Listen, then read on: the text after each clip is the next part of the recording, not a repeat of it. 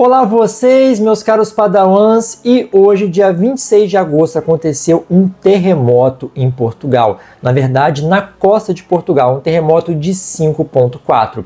E muitos portugueses que me acompanham aqui me mandaram mensagens pelo YouTube, pelo Instagram, muitos brasileiros que moram lá em Portugal também, e hoje a gente vai discutir esse evento, porque ele se localizou bem próximo do possível local do epicentro do terremoto de 1755, um terremoto que pode ter atingido magnitude de 9 e que destruiu Lisboa, na época matou mais de 10 mil pessoas e produziu um tsunami que chegou até mesmo o território brasileiro. Na verdade, é o único tsunami documentado oficialmente que de fato atingiu o Brasil assim numa proporção maior. Então, quer saber mais detalhes sobre esse evento? Fique comigo aqui até o final que a gente vai ver tudo direitinho, tá bom? Vamos lá!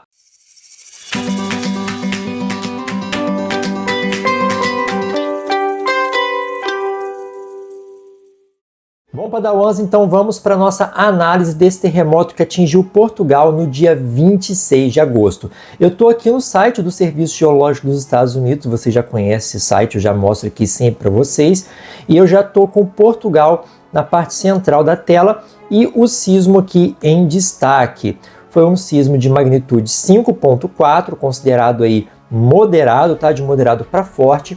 Ele ocorreu a 52 quilômetros a oeste de Sines, Portugal. Então ele ficou afastado ali cerca de 52 quilômetros da costa portuguesa, da praia, né? Então ele não foi tão pertinho assim da praia. 52 quilômetros é considerável, né? Uma distância considerável. E essa aqui é a localização exata desse sismo, ó. O epicentro desse evento, ou seja, o local acima, né, do foco do tremor, onde de fato o terremoto aconteceu na superfície, né, chamado de epicentro. O epicentro dele aconteceu próximo de um cânion submarino, a gente chama ali de Setúbal Canyon, tá? Então, dentro do mar, ali abaixo do nível da água, a gente também tem formas de relevo, assim como a gente tem na superfície terrestre. E perto desse cânion submarino foi onde esse terremoto aconteceu. Então a gente pode usar como referência Setúbal aqui, né? Eu não sei se é assim que é a pronúncia aí no português de Portugal, como tem um acento aqui, né? Setúbal, eu acredito que seja assim que se fala. E ele fica aqui a cerca de sudoeste de Lisboa, mais ou menos, ok? Ele foi um sismo que aconteceu a 17,5 km de profundidade.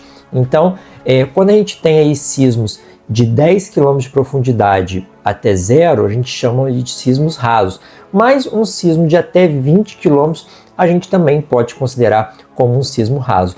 E foi justamente o fato dele ter sido raso assim que muitas pessoas acabaram sentindo. A gente tem aí relatos praticamente de Portugal inteira aqui, várias regiões de Portugal acabaram sentindo esse sismo.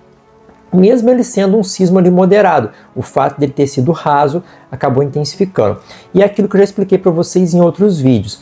Dependendo da geologia do local, da pedologia do local, ou seja, das rochas e do solo, do local onde a pessoa está, o sismo, que são ondas sísmicas, né? Existem vários tipos de ondas, as ondas primárias, as ondas secundárias, as ondas de superfície.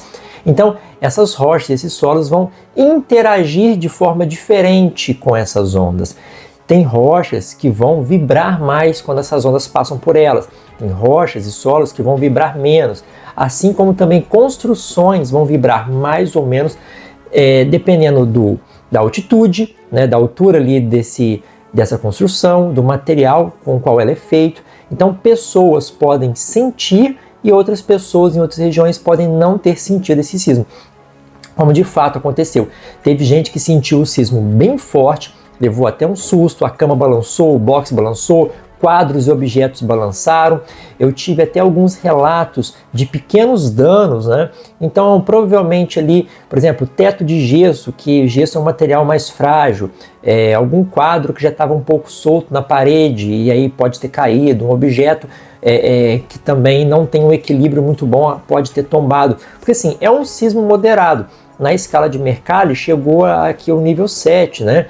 Então a gente tem aí um sismo moderado, tanto em magnitude como em intensidade, realmente não é um sismo que provocaria grandes danos, a não ser que a construção ou parte da construção já seja frágil. Então, por exemplo, um teto de gesso que já tem trincas por causa ali da dilatação térmica. O gesso, com o tempo, se você mora num lugar onde você tem uma amplitude térmica muito grande, ele pode sofrer trincas, tá? E aí você já tem um gesso avariado, fino, e aí vai ter um terremoto, é claro que ele vai se avariar. Isso não significa que o terremoto foi muito forte, e sim, para aquele tipo de construção, ele vai sim atingir, né, com mais força e vai acabar danificando esse material, tá?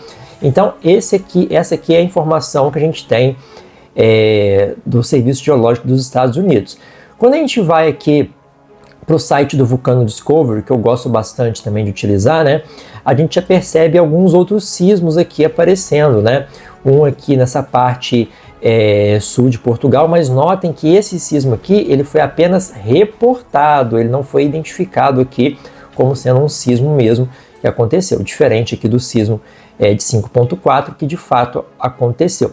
Ele aconteceu, né, horário do fuso de Londres, ali, o fuso principal, às 4h11, então no finalzinho aí da madrugada. Muita gente estava dormindo, então muita gente tem um sono pesado, acabou não percebendo, pessoas que têm um sono leve acabaram percebendo, levando um susto. Muita gente não sabia o que fazer, inclusive eu já gravei um vídeo ensinando aí técnicas de o que fazer, né, quando um terremoto acontecer, ou se você mora em um local que eventualmente tem terremotos. Eu vou deixar no cardzinho aqui em cima, não vou falar aqui de novo para não ficar repetitivo. Então, se você tem interesse nesse tipo de conteúdo, é só clicar aqui para assistir. Eu já gravei esse vídeo há algum tempo, e na época ele não deu tanta visualização não. Eu acredito que as pessoas não estão muito interessadas, né, pelo menos quem não mora em lugares que tem tanto terremoto como no Brasil, deve ter pensado assim, isso aí não é para mim não, né? Mas quem mora em regiões assim, com certeza eu acho que seria importante ver. Então dá uma conferida lá que vai ser interessante. Bom, esse sismo, ele aconteceu numa região um pouquinho aí distante desses limites de placas tectônicas. Eu vou voltar o zoom aqui. A gente está falando de uma região de encontro de duas placas tectônicas. Aqui em cima, onde está a Europa, essa placa aqui é a Euroasiática. Essa placa aqui de baixo é a placa africana. E existe aqui um contato entre elas, né? Existe um limite entre elas. Esse limite, como a gente está podendo ver nessas imagens aqui, ele pode ser transformante ou convergente. Linhas azuis são limites divergentes. E esse limite divergente ele termina aqui, ó, onde está a mãozinha ali. Então a gente não está falando desse tipo de limite. A partir daqui a gente tem limite transformante, linha preta, e limite convergente, linha vermelha. O convergente é quando as placas estão convergindo, se encontrando, uma empurrando a outra. O limite transformante é quando as placas estão deslizando paralelamente uma em relação à outra. Esses dois tipos de limites produzem os terremotos mais fortes, sendo que o limite convergente, que é esse vermelho, tá? Ele tem a capacidade ali de deslocamento do assoalho oceânico na vertical, ou seja, as duas placas, né, estão interagindo assim. Então uma está empurrando a outra e quando uma acaba se deslocando, por exemplo, para cima, acontece o terremoto e também pode acontecer um tsunami, porque o tsunami, o fator talvez mais importante para a geração de tsunami não seja a magnitude do terremoto, e sim ali o fato de você ter o deslocamento do assoalho oceânico empurrando um grande volume de água. Então essa máxima que só tem tsunami se acontecer um terremoto forte de 7 para cima, já aconteceram terremotos de 7 para cima no mar que não provocaram tsunamis. É óbvio que quanto mais forte o tsunami, maior a possibilidade, quanto mais forte o terremoto, maior a possibilidade de acontecer um tsunami. Mas isso não é uma verdade, né? Então um terremoto de 5 é fraquinho, não vai acontecer tsunami. Não, não. Um terremoto de 5, dependendo de como aconteceu ali a falha no assoalho oceânico, né, de como ela se deslocou, pode ter sim um tsunami pequeno, beleza? Mas bom, depois disso, várias pessoas relataram outros tremores. Aí eu vim aqui também, dei uma consultada no Instituto Geográfico Nacional da Espanha, que está ali pertinho, né, para verificar se ela tinha algum outro reporte. E ela identificou apenas esse sismo, né, que é o que eu reportei para você. No caso, ela identificou como 5.3, e um outro aqui um pouco mais distante no mar, mais fraquinho, né, 4.2. Açores, Cabo São Vicente, mas que também não condiz com os outros relatos. E aí eu fui também procurar no Instituto Português do Mar e da Atmosfera. Esse instituto aqui é o Instituto de Portugal que faz a mensuração aqui dos terremotos, tá? E, bom, as cores aqui indicam a ocorrência desses tremores. Os vermelhinhos pintadinhos escuros são os tremores que aconteceram nas últimas 24 horas. Os rosinhas, entre 2 e 7 dias. O laranjinha, entre 8 e 30 dias. E os que estão aqui com bolinha foram sentidos, né? Bom, e como vocês podem observar aqui, nas últimas 24 horas, eu vou aumentar o zoom para a gente visualizar melhor, né? A gente tem aqui apenas nessa região os terremotos que foram registrados realmente nas últimas 24 horas. A gente teve o maior e a gente teve então algumas réplicas dele. Olha, as réplicas de um terremoto acontecem sempre próximo ao epicentro inicial, tá? Então a gente pode verificar aqui pelo menos 4 réplicas, né? E elas aconteceram quando? Ó, todas aqui no dia 26, óbvio, né? Se são réplicas.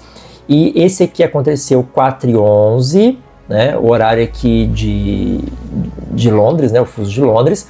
Depois, ó, 10h44, teve um aqui 10h56, teve outro aqui 5h40 e 4h47, né? Então, todos posteriores a esse maior. Tivemos alguns outros aqui, ó. Esse também às 6h14 e um outro aqui 6h27. Esses aqui eu acho que estão até um pouco distantes para serem considerados réplicas, mas podem ter sim sido gerados a partir desse maior. O restante aqui são todos mais antigos. Não, acho que tem um aqui também, ó. Esse aqui também no interior, mas esse aqui no interior não tem nenhuma relação com esse aqui, tá? São sismos distantes, então eles não têm relação. Esse aqui não pode ser considerado uma réplica, é um outro sismo que aconteceu numa outra falha, né, por outro motivo. O restante aqui não, são terremotos mais antigos. A gente teve aquele lá de baixo, ó, que ele foi sentido, né? Lembra que eu falei, que eu mostrei para vocês aqui, ó? Deixa eu achar aqui, esse aqui, ó. Eu acho que foi esse aqui, ó. Ele foi reportado. Não, se bem que está numa posição um pouquinho diferente, né? Não, está em posição diferente. Não, esse aqui é o outro. Então a gente tem esse aqui também, bem na costa sul de Portugal, certo? Dia 26, mas ele aconteceu agora bem mais próximo, né, do final da noite, às 23h37, quase aí finalizando o dia, beleza? Que também não tem relação com esses aqui. Então, de fato, as réplicas a gente pode colocar essas 4 aqui e talvez essas outras 2. E, como vocês podem observar melhor nessa imagem, pertinho desse cânion. E aí, uma outra coisa que eu queria mostrar para vocês é que esse terremoto, deixa eu voltar aqui, ele aconteceu muito próximo da região onde possivelmente aconteceu o epicentro do terremoto de 1755, que foi o terremoto que destruiu Lisboa, né? Praticamente, a palavra é essa, pessoal, destruiu Lisboa, porque Lisboa foi quase toda destruída pelo terremoto. As estimativas é que esse terremoto tenha atingido magnitude 9, entre 8,5 e 9, então a gente não está falando de qualquer terremoto, um terremoto de magnitude 9. E, bom, 1755 a gente não tinha equipamentos, não tinha sismógrafo, não tinha um estudo de sismologia tão engajado assim, então o que a gente tem são relatos, pinturas, descrições, os filósofos, né, descrevendo ali, e os cientistas da época descrevendo como podiam esse evento. Então, através desses relatos e da comparação com a escala de mercado, a gente estima tanto o epicentro como também a magnitude do evento, tá? E o epicentro estimado fica onde? Aqui nesse mapa. Fica mais ou menos, eu vou aumentar o zoom, aqui, ó, nessa região, tá? Vocês estão vendo aqui, ó, São Vicente Canyon. Então, tem esse canyon aqui, fica aproximadamente, tem tipo uma pirâmide aqui, né? Fica em algum lugar por aqui. É uma estimativa, tá? Não é certo. Se a gente for olhar aqui nesse mapa, a gente pode perceber que essa aqui, ó, é uma falha convergente e aqui transformante, né? Essa pretinha aqui transformante. Então provavelmente esse tsunami foi gerado aqui pelo movimento dessas duas placas, né? A placa euroasiática e africana. Então esse movimento de convergência fez com que a falha se deslocasse nesse sentido, na vertical, deslocando essa grande massa de água. Então realmente coincide o sismo ter acontecido nessa região. Bom, como foi um sismo de 9, deslocou uma grande porção da crosta e realmente provocou um grande tsunami. Esse grande tsunami, o que aconteceu? Então olha só, olha a sequência de eventos. Eu já fiz um vídeo completo sobre isso, inclusive vou deixar aqui no card, mas eu pretendo fazer um vídeo um pouco mais antigo. Eu acho que eu vou fazer até um outro, né, para falar especificamente desse evento, mas um resuminho para vocês, ó. Esse terremoto aconteceu no dia 1º de novembro de 1755. O que acontece no dia 1º de novembro? Dia de Todos os Santos, né? Eu sou católico, vocês sabem, né? Tem aqui as imagens de alguns santos aqui atrás, Nossa Senhora, Santo Antônio. Então, Dia de Todos os Santos, Portugal, né? Um país majoritariamente católico, estava ali comemorando as festividades religiosas, muita gente na rua, e o terremoto começou a acontecer, muita gente aglomerada.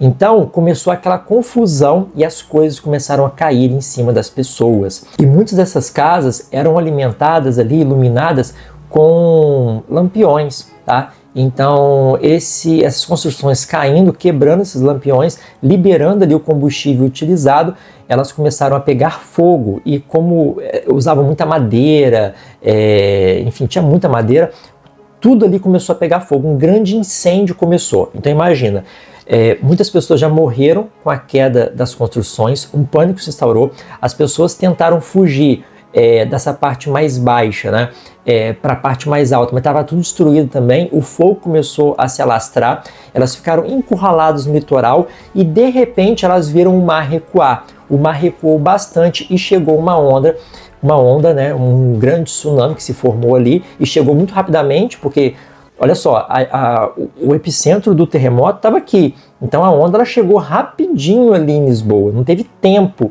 né, não foram muitas horas depois do tsunami. E quando as pessoas viram o mar recuando, a onda já estava ali em cima. A estimativa, que também a gente não tem essa medição, né, é que as ondas tinham ali entre 10 até 20 metros. Imagina uma onda de 20 metros. Se a gente fosse comparar aí, seria um prédio de aproximadamente de 6, 7 andares. Esse foi o tamanho da onda. E as estimativas é que essa onda avançou cerca de 250 metros, Lisboa adentro ali e litoral adentro. Uma média, tá, gente? Lugares que ela avançou mais, lugares que avançou menos, mas em média 250 metros.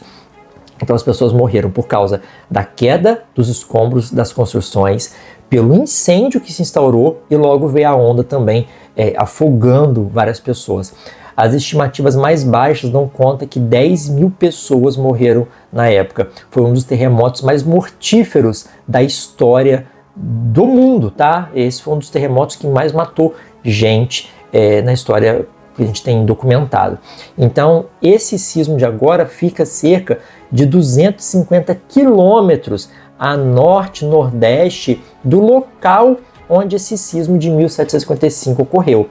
Embora aqui a chance de formação de tsunami ela seja bem menor por não ter essa influência direta do limite convergente, mas é um local que também existe uma pequena possibilidade ali de formação de tsunami, até mesmo porque você tem os cânions ali, né? Esses cânions submarinos eles podem acabar desmoronando, né? Igual acontece queda de morro, quando você tem ali muita chuva, o morro desce, então esse movimento de massa que a gente chama, então esse tipo de deslizamento submarino pode gerar tsunami também. E aqui, né, como vocês podem observar, a gente tem a plataforma continental, que é essa parte mais rasinha e mais um azul mais claro, e depois você tem um grande barrancão ali, bem íngreme.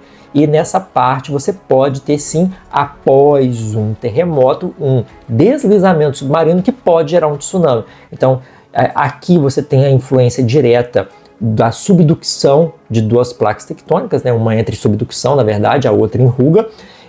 por conta desse limite convergente, e aqui você pode ter o deslizamento submarino provocando esse tsunami. É claro que esse tsunami ele não aconteceu, tá? Porque senão ele teria chegado ali em Portugal rapidinho, teria atingido outros países aqui, mas essa imagem aqui, deixa eu mostrar para vocês, ó. Essa imagem é uma simulação da velocidade que essas ondas atingiram outros lugares do mundo. Como foi um terremoto muito forte, até o Brasil foi atingido por esse tsunami. Então, para vocês terem ideia, ó, em menos de 1 hora as ondas chegaram a Lisboa, e Lisboa realmente foi questão de meia hora, minutos, realmente depois que o terremoto aconteceu. Nessa parte norte, noroeste da África, as ondas atingiram ali em 5 horas, o nordeste do Brasil foi atingido em 7 horas, depois que o terremoto começou, as ondas chegaram ali no Espírito Santo mais ou menos em 10 horas, no Rio de Janeiro e São Paulo cerca de 11, 12 horas depois, e no sul do Brasil cerca de 13 horas depois. Então, a onda demorou 13 horas para chegar no sul do Brasil. O local mais atingido foi o Nordeste, que estava realmente bem voltado para essa área, então a onda que chegou com uma energia bastante considerável. Do Rio Grande do Norte para baixo, para o sul, a onda já não chegou tão forte por causa da configuração do litoral. Como não ficava voltado, ela meio que deu uma quebrada ali, então ela chegou mais branda. E a gente tem alguns relatos de que pequenas cabaninhas ali, casinhas bem rudimentares, talvez de pau a pique ou de sapê, que ficavam localizadas bem na praia mesmo, foram destruídas com essa onda. E a gente tem aí também uma...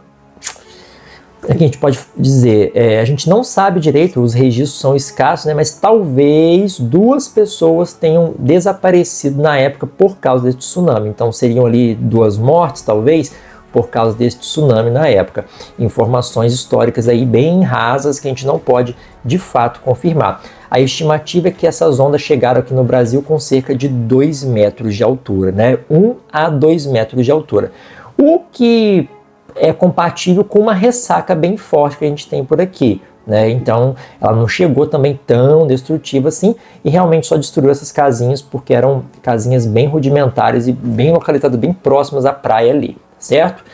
Bom, então é isso, gente. Essas são as informações desse evento de hoje em Portugal. É um terremoto de magnitude 5, vale destacar que esse tipo de terremoto, tá, de magnitude 5, ele acontece aos montes pelo mundo todo, beleza? Não é um terremoto, nossa, muito raro. Portugal está muito próximo do encontro de 2 placas tectônicas, então ali a gente tem realmente muitos eventos. Vocês podem notar, ó, que a gente tem aqui, ó, várias bolinhas, mais ou menos do mesmo tamanho, e são vários aqui terremotos, ó. Aqui, por exemplo, aconteceu um terremoto 5 no meio do Atlântico. Então é um tipo de evento que pode sim acontecer, aliás, acontece todos os dias no mundo. Meu aplicativo de terremoto ele apita o dia inteiro, mas assim, como foi ali próximo dessa região problemática de Portugal, né, em relação ao terremoto passado, acho que valia a pena um vídeo só disso, e também para acalmar, porque muita gente me mandou mensagem, muita gente mesmo. Inclusive, gostaria de agradecer a todo mundo que me segue de Portugal. Eu fiquei surpreso com a quantidade de pessoas que me seguem de Portugal. Não tinha a ideia da quantidade de pessoas, tanto portugueses quanto brasileiros que moram lá. Muito obrigado mesmo pelo carinho. Bom, pessoal, eu vou ficando por aqui. Espero que vocês tenham gostado. Curtam, comentem, compartilhem esse vídeo com outras pessoas também. Chegou aqui agora e gostou da forma como eu explico, gostou desse material? Então se inscreva, ative o sininho. Gostaria de agradecer a todos os membros do canal. Se você quiser contribuir com o meu canal, torne-se membro também, ou então compre alguma coisa pela Amazon usando o meu link que está aqui embaixo. Vou ficando por aqui, um grande abraço, uma boa semana e até mais. Tchau, tchau. E que a força geográfica esteja com todos vocês. Fui!